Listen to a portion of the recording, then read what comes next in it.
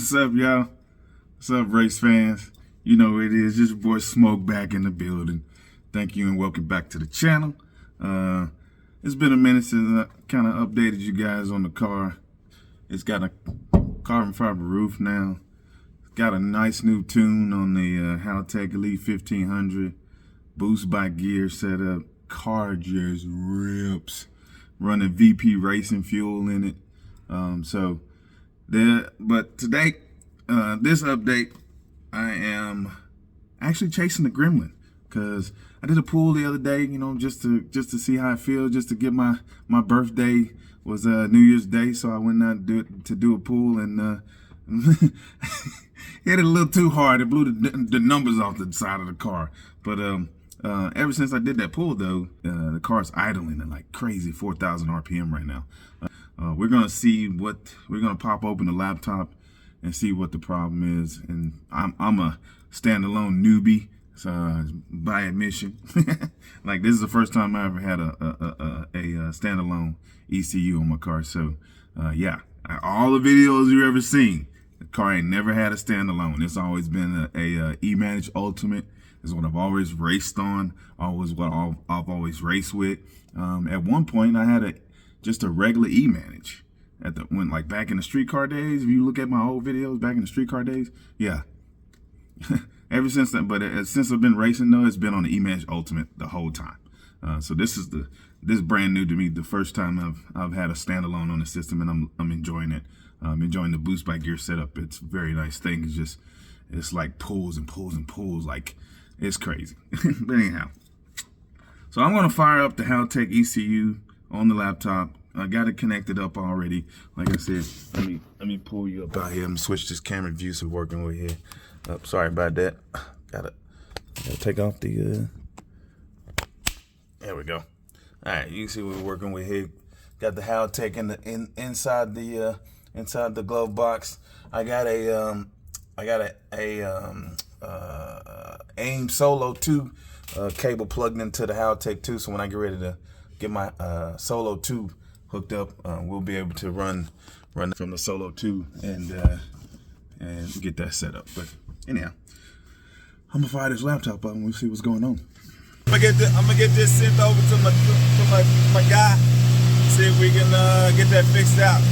Turn this off though.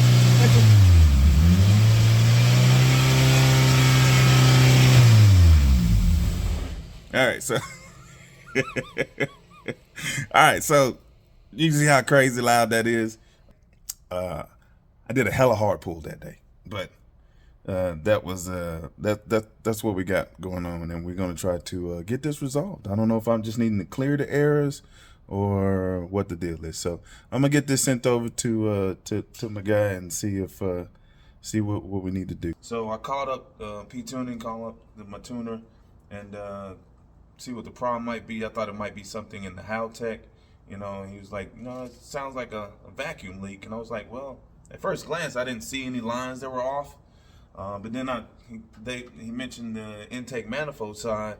And so sure enough, this line off the back of the head here was not connected to the manifold anymore. So I'm going to tighten that up and then start the car back up to see if we fix the idle issue. So let's find out what's going on. All right, guys, you can see this line right here with the worm clamp goes all the way down into the intake manifold right here in the back. You can see these tabs. Let me get this line out the way.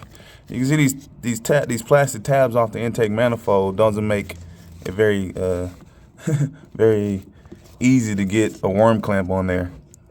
So I might find some alternative to get a better secure connection. But let's see if this fix my idle issue, and we'll see if that works.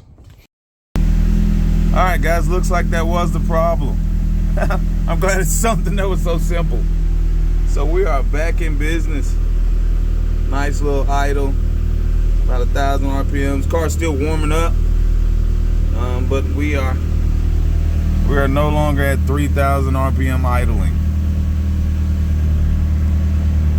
I am happy that was a bullet dodged, so to speak. I wasn't thinking about the car idling that high. This is my first time on a standalone system, so you know, in my previous setup, I had an E-Manage Ultimate. I've always had an E-Manage Ultimate from 2008 is when I first boosted this car and started racing it.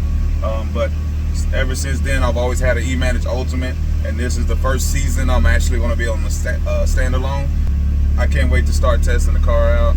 I'm going to find out a new solution or work on something that will better secure that line, because you know, hitting high boost is going to, you know, pop the line off, according to my tuner, you know, so that's a possibility. But you know, in the previously, whenever a vacuum leak happened, you know, on the E-Manage Ultimate, the car would just die. Like, it would just, you know, it stutter and die. So I kind of figured out, I knew what exactly was going on.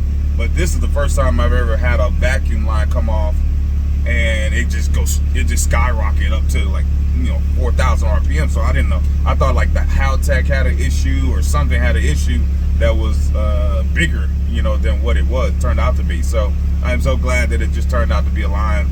And let's give it a little rev so you can hear what it sounds like.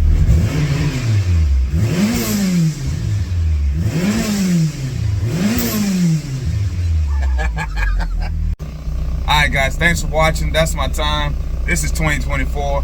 Hopefully we're gonna get some things going. I've been, you know, just driving the car around, keeping the engine, you know, warmed up, keeping the fluids going, and I want to see some new track time on this setup. So seat time is the best time. You know what I'm saying? Y'all know what it is. All you real racers out there, you know, it is what it is. And so that's my time. Thanks for watching. Remember, always keep the shiny side up and the rubber side down.